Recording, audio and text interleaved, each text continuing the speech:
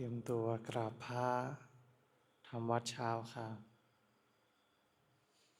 ทั้งหมดกราบพระพร้อมกันครับกราบ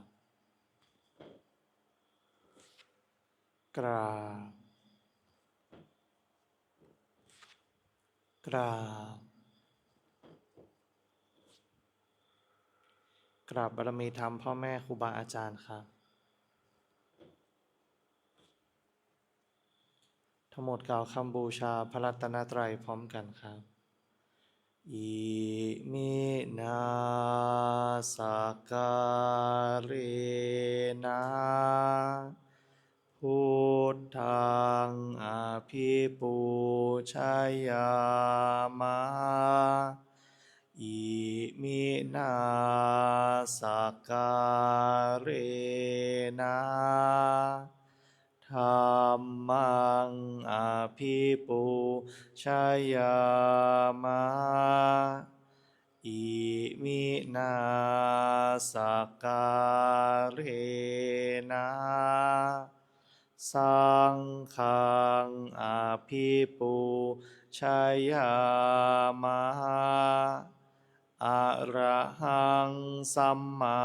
สัมพุทโธภควาพุทธังภควันตังอภิวาเทมิสวากขาโตภควตาธัมโมธัมมังนามัสสามิสุปฏิปันโนภควโตสาวกสังโฆสังฆังนะมามิหันธัมมยังพุทธัสสะภะคะวะโตปุพพภาคณมะการังกะโรมะเซนะโมตัสสะภะคะวะโตอะระหะโตสัมมาสัมพุทธัสสะนะโมตัสสะภะคะวะโตอะระหะโตสัมมาสัมพุทธัสสะนะโมตัสสะภะคะวะโตอะระหะโตสัมมาสัมพุทธัสสะพุทธังสรณังคัจฉามิธัมมังสรณังคัจฉามิสังฆังสรณังคัจฉามิทุติยมปิพุทธังสรณังคัจฉามิทุติยมปิธัมมังสรณัง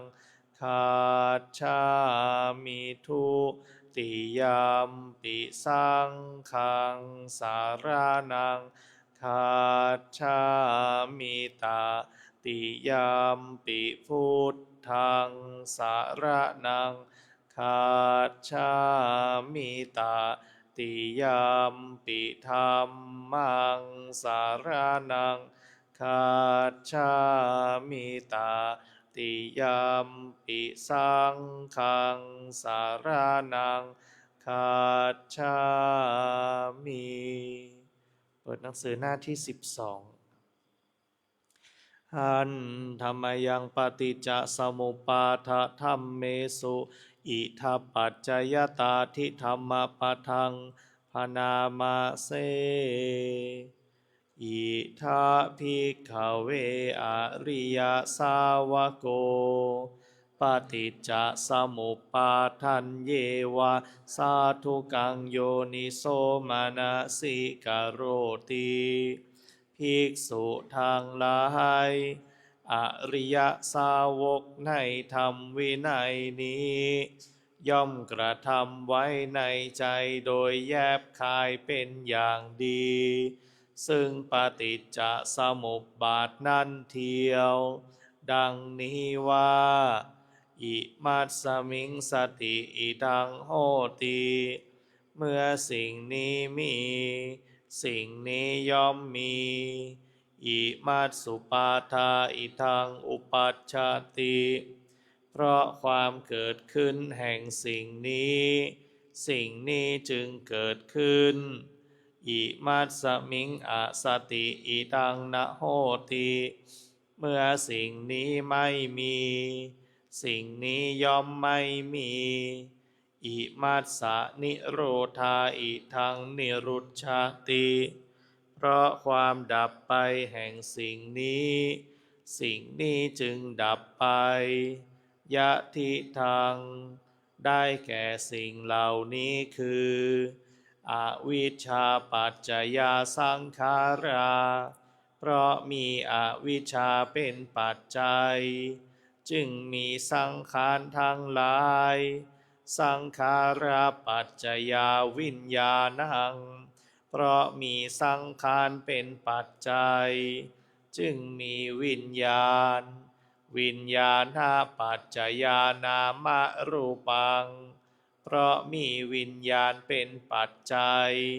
จึงมีนามรูปนามรูปปัจจยาสลายตนังเพราะมีนามรูปเป็นปัจจัยจึงมีสลายตนะสลายตนะปัจจยาภัสโสเพราะมีสลายตนะเป็นปัจจัยจึงมีผัสสะผัสสะปัจจยาเวทนาเพราะมีผัสสะเป็นปัจจัยจึงมีเวทนาเวทนาปัจจยาตัณหาเพราะมีเวทนาเป็นปัจจัยจึงมีตัณหาตัณหาปัจจยาอุปาทานังเพราะมีตัณหาเป็นปัจจัยจึงมีอุปาทานอุปาทานาปัจจยาภะโวเพราะมีอุปาทานเป็นปัจจัยจึงมีภพภาวะปัจจยาชาติเพราะมีภพเป็นปัจจัยจึงมีชาติชาติปัจจยาชรามรณังโสกะปริเทวะทุกขโทมนัสสุปายาสาสัมภวันติเพราะมีชาติเป็นปัจจัยชรามรณะโสกะปริเทวะทุกขโทมนัสอุปายาสะทางหลายจึงเกิดขึ้นครบถ้วนเอวะเมตัสสะเกวลัสสะทุกขคันทัสสะสมุทัยโยโหติความเกิดขึ้นพร้อมแห่งกองทุกข์ทั้งสิ้นนี้ย่อมมีด้วยอาการอย่างนี้อวิชชายตะเววะอะเสสะวิราคะนิโรธาสังขาระนิโรโธเพราะความจางคลายดับไปโดยไม่เหลือแห่งอวิชชานั้นเทียวจึงมีความดับแห่งสังขารสังขาระนิโรธาวิญญาณนิโรโธเพราะมีความดับแห่งสังขารจึงมีความดับแห่งวิญญาณวิญญาณนิโรธานามรูปะนิโรโธเพราะมีความดับแห่งวิญญาณจึงมีความดับแห่งนามรูปนามรูปะนิโรธาสาลายตนะนิโรโธเพราะมีความดับแห่งนามรูปจึงมีความดับแห่งสาลายตนะสาลายตนะนิโรธาผัสสะนิโรโธเพราะมีความดับแห่งสาลายตนะจึงมีความดับแห่งผัสสะผัสสะนิโรธาเวทนานิโรโธเพราะมีความดับแห่งผัสสะจึงมีความดับแห่งเวทนา เวทนานิโรธาตัณหานิโรโทเพราะมีความดับแห่งเวทนาจึงมีความดับแห่งตัณหาตัณหานิโรธาอุปาทานะนิโรโทเพราะมีความดับแห่งตัณหาจึงมีความดับแห่งอุปาทานอุปาทานะนิโรธาภาวะนิโรโทเพราะมีความดับแห่งอุปาทานจึงมีความดับแห่งภพภาวะนิโรธาชาตินิโรโทเพราะมีความดับแห่งภพจึงมีความดับแห่งชาติชาตินิโรธาชรามรณังโสกะปริเทวะทุกขโทมนัสสุปายาสานิรุชชันติเพราะมีความดับแห่งชาตินั้นแลชรามรณะปริเทวะทุกขโทมนัสอุปายาสะทางหลายเอวะเมตัสสะเกวลัสสะทุกขคันทัสสะนิโรโธโหติติความดับลงแห่งกองทุกข์ทั้งสิ้นนี้ย่อมมีด้วยอาการอย่างนี้ดังนี้